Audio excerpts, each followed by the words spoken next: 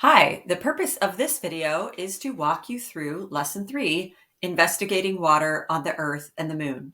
The guiding question for this lesson is, how can Earth's water cycle provide inspiration for clean water systems on the Moon? This shows where this lesson and mission objective fit in the overall companion course and student challenge. We are at Lesson 3, MO-3, and this is in the Living and Working on the Moon unit. The 5 E's are shown here, and next I will go step by step through each of the 5 E's. In Engage, students will consider where their drinking water comes from at school, at home, and in their community. Before getting started with the lesson, it will probably be a good idea for you to do some research on this so that you can help guide students with probing questions or even just who to ask or where to look to find this information. If you teach older students, you might want to send them on this research themselves by asking them to do community interviews, maybe with someone who works at your school or someone who works at the local water treatment plant or any other community member who might have a really good understanding of this question. Explore. This is a huge section of this lesson. Students will play 2 versions of a water cycle game and engage in hands-on activities to get background on the water cycle and how it works to move and change and contaminate and purify water. There are 3 parts, as I said. Part 1 and Part 3 are 2 different versions of a water cycle game, and Part 2 is water exploration demonstrations. Before the lesson, I strongly recommend that you watch the support videos for all 3 parts of this lesson or carefully read the lesson plan and decide for the water cycle game how you will play. We give you 4 options for gameplay. And for part 2, decide if you will do the water explorations as demos or if students will conduct them as small groups, which is what we recommend. The materials that you will need for the water cycle game will vary depending on how you decide to play. There are dice, printables, and handouts. But there are versions of the game, for instance, with virtual dice that don't require that item. And there's also versions which don't require as many printables. So check those out in the support videos. For the hands-on water activities, the materials are described in detail in the lesson, things like cups, soil, a stopwatch, food coloring, coffee filters. So check out the lesson. Those materials should be relatively easy for you to find for the demonstrations.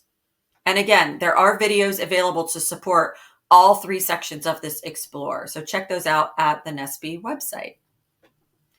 In Explain, students will use what they've learned to create a place-based model of the water cycle. Now, there are examples provided in the lesson plan. I recommend that you check those out. Those should give you some idea of the type of work that students might produce. And they are not necessarily exemplars. They're not perfect. We just wanted to give you some examples as a starting point. This model is a deliverable for MO-3. So check out the MO for details about what we expect this model to be able to, the questions that we expect this model to be able to answer. And the model does need to stand alone, meaning that the students aren't going to be there talking as well as showing the model. The model should answer the questions on its own. Just want to take a moment to note that a model does not mean 3D. For a lot of folks, they think that model means something like a diorama or a 3D prototype. That's not the case. In the next generation science standards, a model can be conceptual model on paper or 3D. And in this case, we recommend a 2D paper model as the most efficient way to do that. If you want to build a 3D model that can still answer the questions in the MO, you can do that, but we recommend a paper model like the examples we've provided in the lesson. After students have a good idea of how the water cycle works and how it works to purify and contaminate water, they will construct and test a prototype inspired by the water cycle that astronauts can use on the moon. This experiment, prototype design, and testing is also part of the deliverable for MO-3. So before the lesson, you will decide what materials and equipment students will have available to design, build, and test their water for purification designs. And again, this will vary based on the age of your students and just what you have available. You don't have to make every single thing available to them. You can just say, here's what we have, make something work.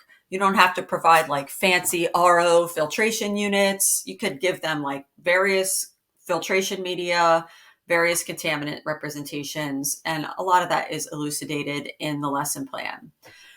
You can also ask to receive total dissolved solids, or TDS pens, and this is just a measure of overall how clean or dirty water is. So that can help students get a quantitative measurement of how clean their water is. In Evaluate, students will document their work on this lesson by meeting the deliverables outlined in MO-3. That's the place-based water cycle and the purification prototype. And finally, if you do have additional time and student interest in the Extend, there is some career connections that students can relate exactly to the work of this lesson. Some standards alignment highlights for this lesson. For the science and engineering practices, the big one is developing and using models, which students will do 3 times in this lesson. The water cycle game in Explore is a type of model. The place-based water cycle that they create and explain is another type of model. And the prototype that they develop in the Elaborate is yet another kind of model. So really, this lesson is all about developing and using models. And then constructing explanations and designing solutions. They are constructing explanations with the models in Explore and Explain, and they are designing a solution with the model in the Elaborate section. As far as NGSS content standards, we are looking at some earth and space science standards related to the water cycle, as well as engineering, technology, and application of science standards in the prototype design. Time estimates. This is a big lesson. We estimate for the full lesson to allocate about 7.5 instructional hours. And special note, the freezing experiment in the Explore Part 2 requires preparation on day 1, which is to prepare and freeze the materials, and then observation on day 2. So be sure to account for that when you're planning the Explore. The expediting of this lesson is going to depend a lot on how much students already know about the water cycle. You may be able to shorten or entirely skip sections of the Explore if your students have significant background in the water cycle. To learn more about this lesson in MO, please go to the NESB website and you will see our companion course and student challenge page that allows you to click on any of these icons to learn more about any lesson or any mission objective. Have fun with lesson 3.